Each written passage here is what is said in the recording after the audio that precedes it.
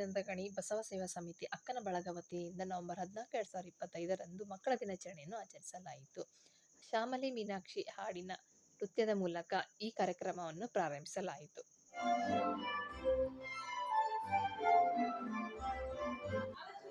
ನೃತ್ಯಗಳೊಂದಿಗೆ ಕೆಲವೊಂದು ಸ್ಪರ್ಧೆಗಳನ್ನು ಏರ್ಪಡಿಸಲಾಯಿತು.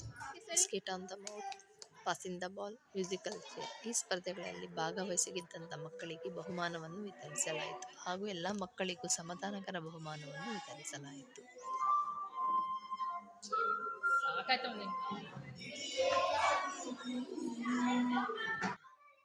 ಅಕ್ಕನ ಬಳಗ ಅಧ್ಯಕ್ಷರಾದಂತಹ ಶ್ರೀಮತಿ ಅನ್ನಪೂರ್ಣರವರು ಮಾತನಾಡಿ ಮಕ್ಕಳ ದಿನಾಚರಣೆಯ ಬಗ್ಗೆ ಎಲ್ಲರಿಗೂ ಶುಭೋದಯ ಹಾಗೂ ಮಕ್ಕಳ ದಿನಾಚರಣೆಯ ಮಕ್ಕಳಿಗೆ ಬಹುಮಾನವನ್ನು ವಿತರಿಸಲಾಯಿತು ಹಾಗೂ ಸಿಹಿಯನ್ನು ವಿತರಿಸಲಾಯಿತು.